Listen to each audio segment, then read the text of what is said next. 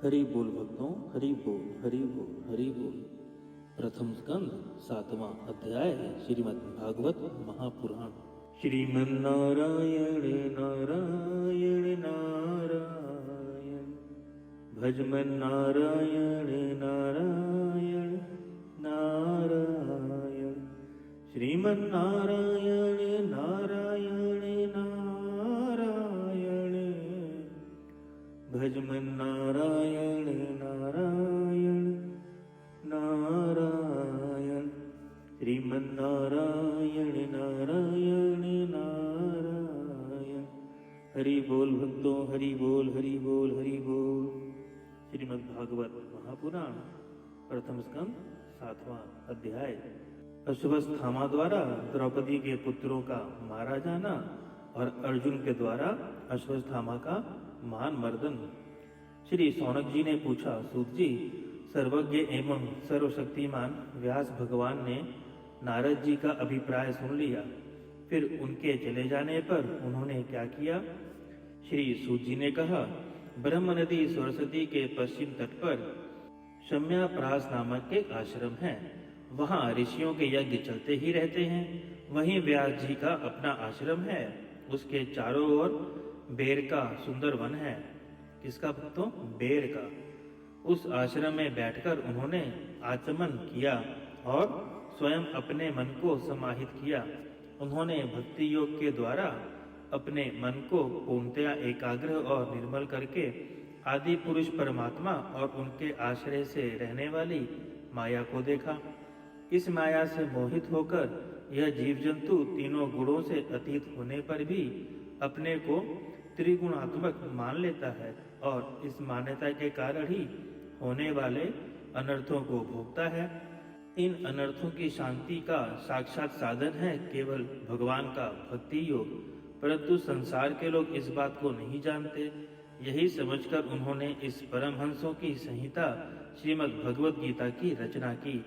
इसके श्रवण मात्र से पुरुषोत्तम भगवान श्री कृष्ण के प्रति परम प्रेममयी भक्ति हो जाती है, जिससे जीव के शोक, मोह और भय नष्ट हो जाते हैं। उन्होंने इस भागवत संहिता का निर्माण और पुनरावृत्ति करके इसे अपने निर्विक्त परायण पुत्र श्री सुखदेव जी को पढ़ाया। श्री शौनक जी ने पूछा, श्री सुखदेव जी तो अत्यंत निर्वृत्ति परायण है, उन्हें किसी भी वस्तु की अपेक्षा नहीं है, वे सदा आत्मा में ही रमण करते हैं। फिर उन्होंने किस लिए इस विशाल ग्रंथ का अध्ययन किया? श्री सूत जी ने कहा, जो लोग ज्ञानी हैं, जिनकी अविद्या की गांठ खुल गई है और जो सदा आत्मा में ही रमण करने वाले हैं, वे भी भगवान की हेतु रहित भक्ति किया करते हैं, क्योंकि भगवान के गुण ही ऐसे मधुर हैं जो सबको अपनी ओर खींच लेते हैं। फिर श्री सुखदेव जी तो भगवान के भक्तों के अत्यंत प्रिय और स्वयं भगवान के अर्थात भगवान वेदव्यास के पुत्र हैं। भक्तों, ऋषि वेदव्यास जी भी भगवान विष्णु के ही अवतार हैं। ये पीछे के अध्याय में जहाँ हमने बताया है कि भगवान के अवतारों का विवरण उसमें बताया गया है। भगवान के गुणों ने उनके हृदय को अपनी ओर खींच लिया और उन्होंने उससे विवश होकर ही इस विशाल ग्रंथ का अध्ययन किया। शौनक जी, अब मैं राज ऋषि परीक्षित के जन्म, कर्म और मोक्ष की तथा पांडवों के स्वर्गारोहण की कथा कहता हूँ, क्योंकि इन्हीं से भगवान श्री कृष्ण की अनेकों कथाओं का उदय होता है। जिनसे भक्तों, अब मैं राज ऋषि परीक्षित के जन्म, कर्म और मोक्ष की तथा पांडवों के स्वर्गारोहण की कथा कहता हूँ। भक्तों, आज भी ये जगह भारत में स्वर्गारोहणी नाम से विख्यात है और इसकी यात्रा भी की जाती है। अब मैं राजऋषि परीक्षित के जन्म, कर्म और मोक्ष की तथा पांडवों के स्वर्गारोहण की कथा कहता हूँ, क्योंकि इन्हीं से भगवान कृष्ण की अनेकों कथाओं का उदय होता है। जिस समय महाभारत युद्ध में कौरव और पांडव दोनों पक्षों में बहुत से वीर वीरगति को प्राप्त हो चुके थे और भीमसेन की गदा के प्रहार से दुर्योधन की जंघा टूट चुकी थी, तब अश्वस्थामा ने अपने स्वामी दुर्योधन का प्रिय कार्य समझकर द्रौपदी के सोते हुए पुत्रों के सिर काटकर उसे भेंट किए। यह घटना दुर्योधन को भी अप्रिय ही लगी, क्योंकि ऐसे नीच कर्म की सभी निंदा करते हैं। उन बालकों की माता द्रौपदी अपने पुत्रों का निधन सुनकर अत्यंत दुखी हो गई। उनकी आंसुओं में आंसू छलछलाए, वह रोने लगी। अर्जुन ने उसे सांत्वना देते हुए कहा, कल्याणी, मैं तुम्हारे अश्रु तभी पोंछूंगा जब उस अताताई ब्राह्मण का सिर गांडीव धनुष के बाणों से काटकर तुम्हें भेंट करूंगा, और पुत्रों की अंत्येष्टि क्रिया के बाद तुम उस पर पैर रखकर स्नान करोगी। भक्तों, अताताई किसे कहते हैं?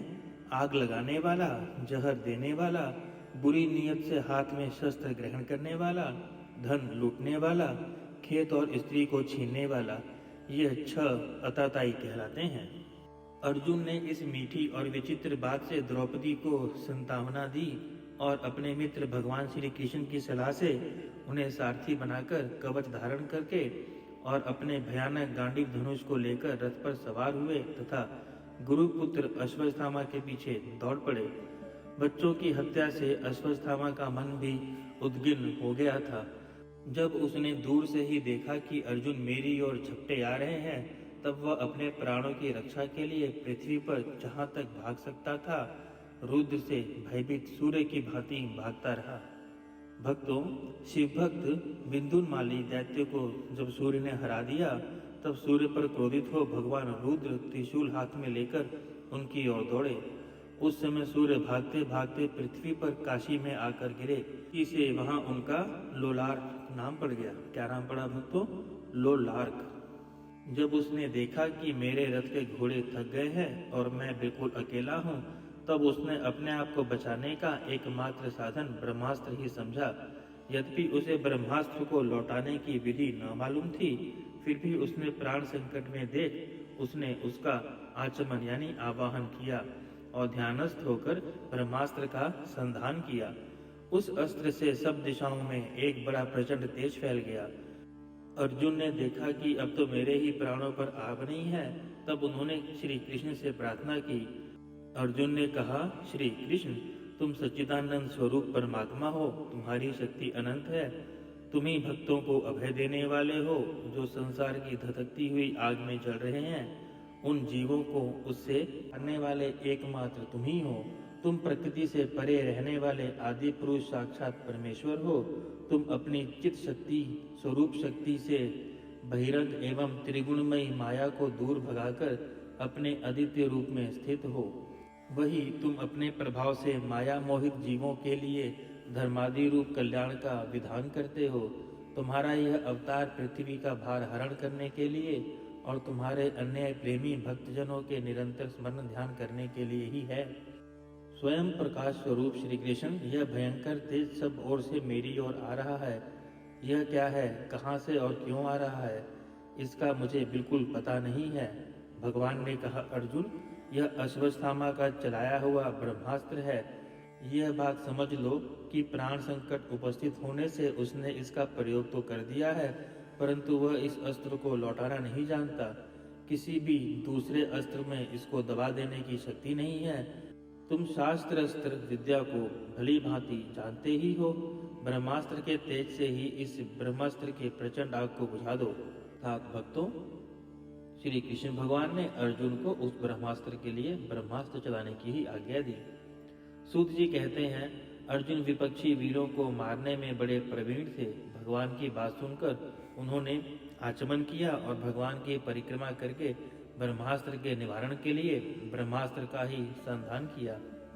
बाणों से वेष्टित उन दोनों ब्रह्मास्त्रों के तेज से प्रलयकालीन सूर्य और अग्नि के समान आपस में टकरा कर सारे आकाश और दिशाओं में फैल गए और बढ़ने लगे।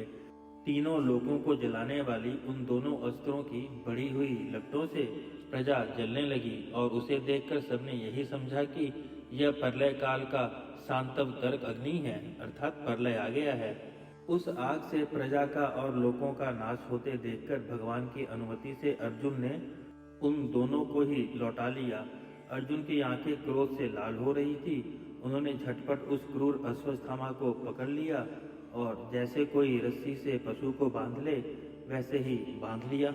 भक्तों, यहाँ अपना जो ब्रह्मास्त्र था वो अर्जुन ने लौटा लिया था, क्योंकि उसको लौटाना आता था। लेकिन अश्वत्थामा ने अपना ब्रह्मास्त्र अभिमन्यु की पत्नी जो कि गर्भवती थी, जिनके पेट में यानी जिनके गर्भ में राजा परीक्षित थे, उनके गर्भ पर वार दिया। इस कथा को भी हम आगे पढ़ेंगे। अर्थात अर्जुन की सलाह से दोनों अस्त्र लौटा लिए गए। इसका अर्थ ये हुआ। और ये किसने करवाया? श्री कृष्ण जी ने करवाया, श्री भगवान हमारे परमपिता परमेश्वर ने। अश्वत्थामा को बलपूर्वक बांधकर अर्जुन ने जब शिविर की ओर ले जाना चाहा, तब उनसे कमल नयन भगवान श्री कृष्ण ने कुपित होकर कहा, अर्जुन, इस ब्राह्मण धाम को छोड़ना ठीक नहीं है। इसको तो मार ही डालो। इसने रात में सोए हुए निरपराध बालकों की हत्या की है। धर्मवेता पुरुष, असावधान, मतवाले पागल, सोए हुए बालक, स्त्री, विवेक ज्ञान शून्य, शरणागत, रथहीन और भयभीत शत्रु को कभी नहीं मारते, परंतु ये जो दुष्ट और क्रूर पुरुष दूसरों को मारकर अपने प्राणों का पोषण करता है, उसका तो वध ही उसके लिए कल्याणकारी है, क्योंकि वैसी आदत को लेकर यदि वह जीता तो और भी पाप बढ़ सकता है, क्योंकि वो और पाप करता है, उन पापों के कारण नरगामी होता है। फिर मेरे सामने ही तुमने द्रौपदी से प्रतिज्ञा की थी कि हे मानवती, जिसने तुम्हारे पुत्रों का वध किया है उसका मैं सिर उतार लाऊंगा। इस पापी कुलांगर अताताई ने तुम्हारे पुत्रों का वध किया है और अपने स्वामी दुर्योधन को भी दुख पहुंचाया है, इसीलिए अर्जुन इसे मार ही डालो। भगवान श्री कृष्ण अर्जुन के धर्म की परीक्षा लेने के लिए इस प्रकार उन्होंने प्रेरणा की, परंतु अर्जुन का हृदय महान था। यद्यपि अश्वत्थामा ने उसके पुत्रों की हत्या की थी, फिर भी अर्जुन के मन में गुरु पुत्र को मारने की इच्छा नहीं हुई। इसके बाद अपने मित्र और सारथी श्री कृष्ण के साथ वे युद्ध के शिविर में पहुंचे। वहां अपने मृत पुत्रों के लिए शोक करती हुई द्रौपदी को उसे सौंप दिया। द्रौपदी ने देखा कि अश्वत्थामा पशु की तरह बांध कर लाया गया है। निंदित कर्म करने के कारण उसका मुख नीचे की ओर झुका हुआ है। अपना अनिष्ट करने वाले गुरुपुत्र अश्वत्थामा को इस प्रकार अपमानित देखकर द्रौपदी का कोमल हृदय कृपा से भर आया और उसने अश्वत्थामा को नमस्कार किया। गुरुपुत्र का इस प्रकार बांधकर लाया जाना सती द्रौपदी को सहन नहीं हुआ। उसने कहा, छोड़ दो इन्हें, छोड़ दो, छोड़ दो। ये ब्राह्मण हैं, हम लोगों के अत्यंत पूजनीय हैं, जिनकी कृपा से आपने रहस्य के सारे धनुर्वेद और प्रयोग तथा उपसंहार के साथ साथ संपूर्ण शास्त्रों का ज्ञान प्राप्त किया है। वे आपके आचार्य द्रोण ही पुत्र के रूप में आपके सामने खड़े हैं। उनकी अर्धांगिनी कृपी अपने वीर पुत्र की ममता से ही अपने पति का अनुगमन नहीं कर सकी, वे अभी जीवित हैं। महाभाग्यवान आर्यपुत्र, आप तो बड़े धर्मज्ञ हैं। जिस गुरुवंश की नित्य पूजा और वंदना करनी चाहिए, उसी को व्यथा पहुंचाना आपके योग्य कार्य नहीं है। जैसे अपने बच्चों के मर जाने से मैं बार बार रो रही हूँ और मेरी आंखों से बार बार आंसू निकल रहे हैं, वैसे ही इनकी माता पतिव्रता गौतमी न रोए। जो उच्छल राजा अपने कुकृत्यों से ब्राह्मण कुल को कुपित कर देते हैं, वह कुपित ब्राह्मण कुल उन राजाओं को सपरिवार शोकाग्नि में डालकर शीघ्र ही भस्म कर देता है। सूत जी ने कहा, शौनकादि ऋषियों, द्रौपदी की बात धर्म और न्याय के अनुकूल थी। उसमें कपट नहीं था, करुणा और समता थी। अतएव राजा युधिष्ठिर ने रानी के इन हितभरे श्रेष्ठ वचनों का अभिनंदन किया। साथ ही नकुल, सहदेव, सात्विकी, अर्जुन, स्वयं भगवान श्री कृष्ण और वहां पर उपस्थित सभी नर नारियों ने द्रौपदी की इस बात का समर्थन किया। उस समय क्रोधित होकर भीमसेन ने कहा, जिसने सोते हुए बच्चों को न अपने लिए और न अपने स्वामी के लिए बल्कि व्यर्थ ही मार डाला, उसका तो वध ही उत्तम है। भगवान श्री कृष्ण ने द्रौपदी और भीमसेन की बात सुनकर और अर्जुन की ओर देखकर कुछ हंसते हुए कहा। भगवान श्री कृष्ण बोले, पतित ब्राह्मण का भी वध नहीं करना चाहिए और अताताई को मार ही डालना चाहिए। शास्त्रों में मैंने ही ये दोनों बातें कही हैं, इसीलिए मेरी दोनों आज्ञाओं का पालन करो। तुमने द्रौपदी को संतावना देते समय जो प्रतिज्ञा की थी, उसे भी सत्य करो और साथ ही भीमसेन, द्रौपदी और मुझे जो प्रिय हो वो भी करो। सूत जी कहते हैं, अर्जुन भगवान के हृदय की बात तुरंत ताड़ गए और उन्होंने अपनी तलवार से अश्वत्थामा के सिर की मणि उसके बाल के साथ उतार ली। बालकों की हत्या करने की वजह से वह श्रीहीन तो पहले ही हो गया था, अब मणि और ब्रह्मतेज से भी रहित हो गया। इसके बाद उन्होंने रस्सी का बंधन खोलकर उसे शिविर से निकाल दिया। मूंड देना, धन छीन लेना और स्थान से बाहर निकाल देना, यही ब्राह्मण धामों का वध है। उनके लिए इससे भिन्न शारीरिक वध का विधान नहीं है। पुत्रों की मृत्यु से द्रौपदी और सभी पांडव शोकातुर हो रहे थे। अब उन्होंने अपने मरे हुए भाई बंधुओं की दाह आदि अंत्येष्टि क्रिया की। 7वां अध्याय संपूर्ण। श्रीमन्नारायण नारायण नारायण, भजमन नारायण नारायण नारायण, श्रीमन्नारायण नारायण नारायण, भजमन नारायण नारायण नारायण, श्रीमन्नारायण नारायण नारायण। हरि बोल भक्तों, हरि बोल